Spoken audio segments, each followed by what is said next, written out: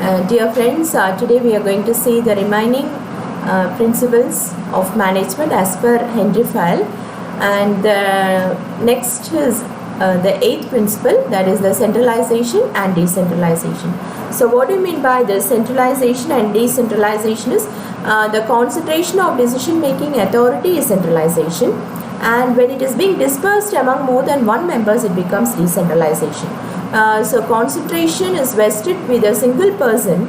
If it's going to be a small organization, then naturally the people who are working in that, or the subordinates are working in that organization, may be less. So the concentration can be more when the number of departments are less, and this leads to the centralization type of decision making authority. And the decision making authority will be vested by one single manager if that is going to be a small scale organization. But when the organization is very large, it's going to be huge, then the decentralization type of authority suits that particular organization, or the organization goes in for opting the decentralization method of taking up a decision. Now there should be a balance between both, in the sense the subordinate should be involved in taking up a decision, whereas the retention of the powers will be vested with the management. It's going to be a middle level management or the top level management. But here, when it's going to be decentralization, the involvement of the subordinates also should be considered, or getting the decisions makes the more important when taking up the total decision or the final decision by the top management. So without the subordinates involvement, the decisions should not be taken up. All the decision making powers, even though it's vested with the top level management or sometimes with the middle level management, but still the subordinates involvement plays a very important role or a key role. And therefore here what Henry Fayol says is the degree of concentration will depend upon the circumstance in which the company is working.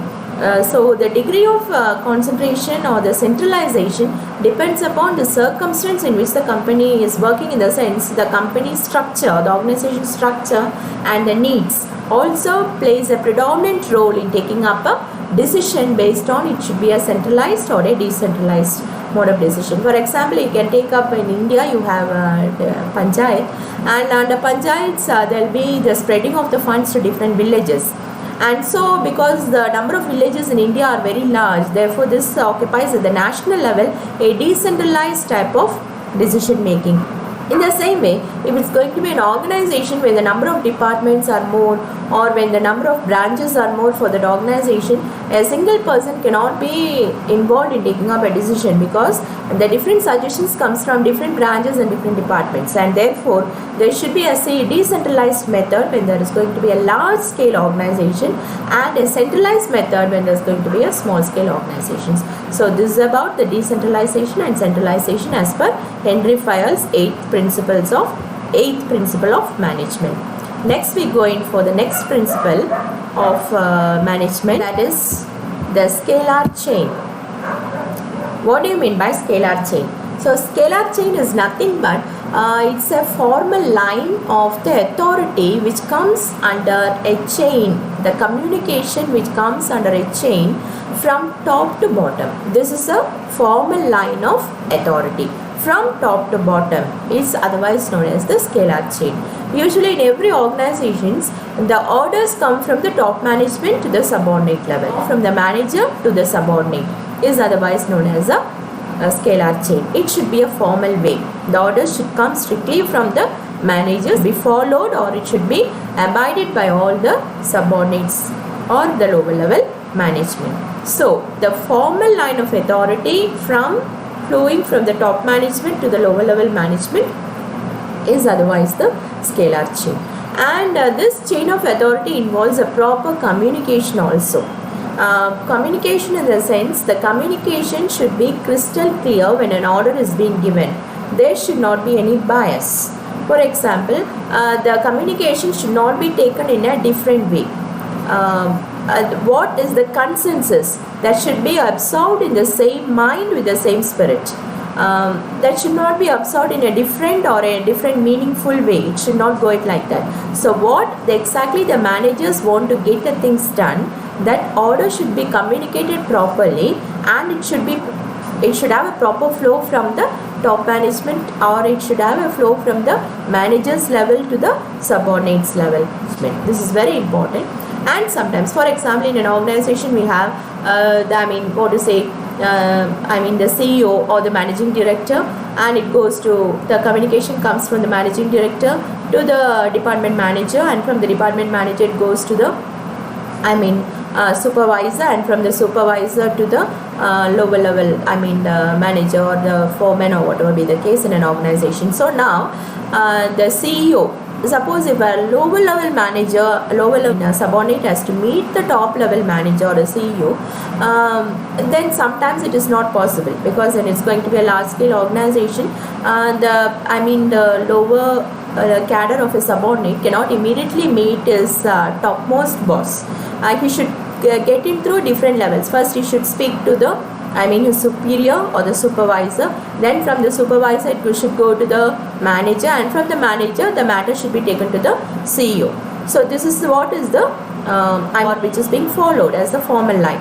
From the orders being given from the top level manager to the middle level manager, from the middle level manager it goes to the supervisor, and from the supervisor it goes to the whoever is working personnel in an organization, the lower level the subordinate of an organization.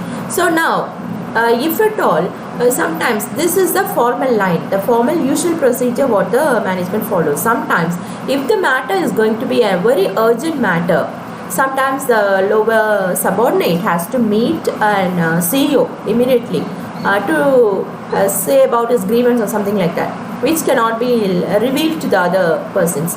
Then there can be a shortcut route of the scalar chain. He can immediately meet due to saying of his grievance or some other important issues he want to speak about, or any other matters concerning with the working policies or whatever be the case. Then it can also be done, but it becomes a shortcut route. So what we call this is otherwise a gang plan. Next principle we are going with order. Now what do you mean by the order? Order is an important way of having a particular organizing method of getting things done by from the subordinates, an orderly way of performing a job. We see many people are well versed in doing this, even in in very big concerns or many concerns have a very orderly and organized format of performing the duties and tasks in a more efficient way. So what Henry Fayol wants to speak of this order is the people and materials must be in suitable places at appropriate time for maximum efficiency. So three aspects he has spoken about. It should be in suitable places, next appropriate time, and the third one for maximum efficiency. So if a person is being put up in a suitable place and in appropriate time, only these two can lead to the maximum efficiency. Okay, and he has given a definition for this: a place for everything or everyone, and everything or everyone in its place. Now we go in for the next. This is otherwise known as, the next principle is otherwise known as equity. So equity is in every subordinate in an organization by a manager with kindliness and justice towards the workers. This shows how they bring up that particular organization to the highest level. So every manager should think of the loyalty and devotion, and every subordinate also should think of loyalty and devotion towards his profession. So now we move on to the next principle of management. This is about stability of personnel. See, in every organization, some organizations we say that many subordinates are working in that organization works for a long time period. They will be very much devoted towards the profession. So now how to keep them working in an organization, this is very important. And also in some organizations we find there will be a labor turnout ratio very high. So what do you mean by labor turnout ratio? In the sense, many people will be going out of the organization because they don't like the job, they don't like the managers, they don't like the performance, they don't like the rigid rules. All this leads to instability. So what do you mean by stability of personnel is the employee turnover should be minimized. Minimized in the sense, when the employee turnover can be minimized? Employee turnover means many people entering the organization and leaving the organization within a short period of time because of various reasons. As I told you, because they didn't like the job, they didn't like the boss, the rules were being very rigid for them to be, employability is very, less, their pay is very less, they don't have a fair wage. All these leads to labor turnover ratio in an organization. So now, how that can be minimized? That should be the question. So how the personnel or the subordinates or the people who are working in an organization can be proved to be stabilized in an organization, that the top management has to think about this. And next, what we have seen is the personnel should be selected and appointed after due and rigorous procedure appointment. And the next one, the selected personnel should be fixed or a kept position for a fixed tenure. Should be a reasonable time to show the results, as well as what are the different training procedures which are being given for the upliftment of the organization. So this is about the stability of personnel. So the next one, initiative. So the next principle is about the initiative. So the initiative, every worker should be encouraged to carry out the plans for the improvement of an organization. So first of all, I should initiate myself. That is self-motivation. Every employee should take up the responsibility. Every manager should take up the responsibility and should have self-motivation that I can perform this task. I can take up this as a challenge and I can do it. Yeah, so when many organizations today, we see many MNCs, very top built organizations and all, they take up the self-motivation as an important criterion factor, both at the lower level management, the middle level management, that leads to the total overall goal achievement for an organization. So what do you mean by the self-motivation? That every person should have that I am okay, I can do it in a well-furnished way, as well as I can make others also do it in a well-furnished way.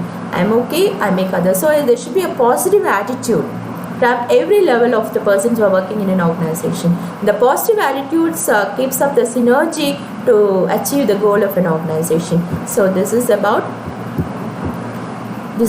initiative. And next thing we are going to see about spirit de corps. So it's actually a French word, spirit de corps. That means team spirit. As we say, organization comprises of various departments, and all these departments work out for a common goal. Every organization have different departments, as well as all these departments works out for a common goal, right from the top management till the lower level management. And employees should be created with a team spirit. They are working for the achievement of themselves as well as the organization. So a team spirit, what we say as unity is strength.